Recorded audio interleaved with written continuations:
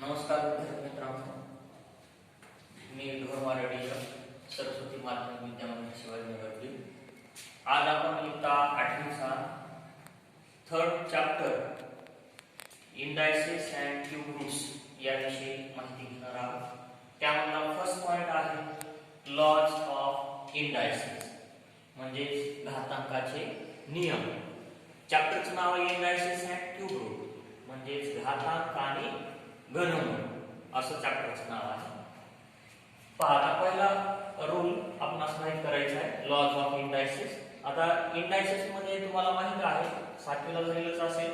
समजा 5⁴ असेल तर 5 ला बेस म्हणायचं आणि या 4 ला इंडेक्स म्हणायचं, हे आपणास याच्या अगोदर माहित आहे। तर जनरली आपण लॉज मध्ये m आणि n हे इंटिजर कन्सिडर करणार आहोत।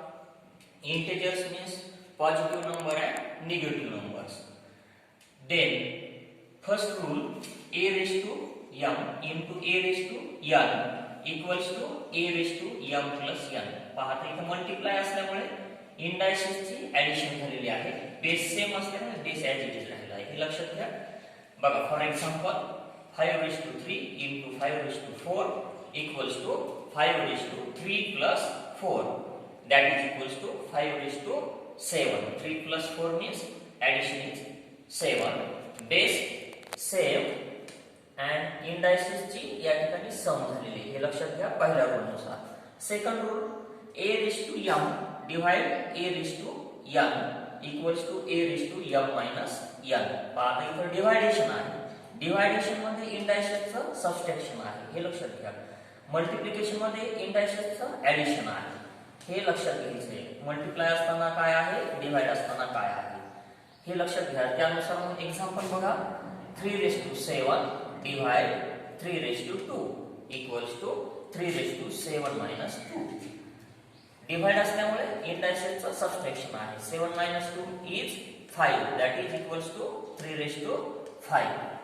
Now third rule, a in bracket a into b raised to m bracket raised to m means या दोघांचा प्रॉडक्ट आहे आणि त्या प्रॉडक्टचा इंडेक्स आहे, आणि मग त्याचा रूल काय तयार होतो, equals to a raised to m into also b raised to m, म्हणजे हा ब्रॅकेटचा m जो इंडायसेस आहे तर तो दोन्हीही बेसचा तोच इंडायसेस असतो, हे लक्षात घ्या।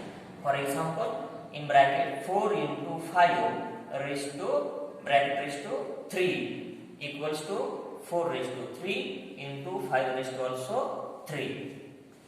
Now log 4, a raised to 0 is 1. a raised to 0 इथं इंडायसेस 0 आहे, मग त्याची व्हॅल्यू आहे 1। ज्यावेळेस हा a कोणताही नंबर असू शकेल तो सुद्धा इंटिजरच आहे। Example 15 raised to 0 equals to 1, value त्याची 1 मिळतात। इथं 15 च्या ऐवजी तुम्ही 100 घ्या, कोणताही नंबर घ्या, त्याचा पॉवर जर 0 असेल तर व्हॅल्यू त्याची 1 असते। Fifth rule, a raised to minus m, इथं बघा निगेटिव्ह इंडायसेस आला आहे, मग निगेटिव्ह इंडायसेसला पॉझिटिव्ह इंडायसेस करण्यासाठी रूल आहे हा, that is equals to 1 divide a raised to m। बघा, आता इथं 1 डिवाइड आहे आणि a चा मग इथं पॉवर पॉझिटिव्ह झालेला आहे। निगेटिव्ह असेल तर पॉझिटिव्ह करण्यासाठी हा नियम आहे। जर इथं डिवाइडला a raised to minus m असतं तर मग इकडे हे पॉझिटिव्ह झालं असतं, हे लक्षात घ्या। याच्या उलट for example 7 raised to minus 4 equals to 1 upon 7 raised to 4, इथं -4 होता तर हा +4 झालेला आहे इंडायसेस, हे लक्षात घ्या। Six rule, in bracket a raised to m bracket raised to n। बघा, आता इथं ब्रॅकेटचा इंडायसेस आहे आणि मग इंडायसेसचा इंडायसेस आहे, म्हणजे या ठिकाणी रूल मध्ये काय आलं होतं, a raised to m into n, म्हणजे ह्या इंडायसेसचा या ठिकाणी प्रॉडक्ट होत आहे a raised to m into n। For example in bracket 3 raised to 2 bracket raised to 4, पहा इथं प्रॉडक्ट होईल, 2 आणि 4 चा प्रॉडक्ट होईल, base as it is. Base 3 raised to 2 into 4, 2 into 4 is 8, that is 3 raised to 8. Now seventh rule, last rule, a in bracket a divide b means a by b bracket raised to m equals to a raised to m divide b raised to m. For example, 5 upon 4 bracket raised to 3 that is equals to 5 raised to 3 divide 4 raised to 3.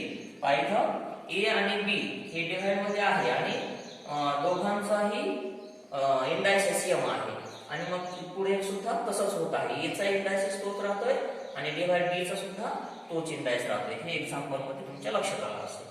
Second article आहे आपलं meaning of the numbers when the index is a rational number of the form 1/m.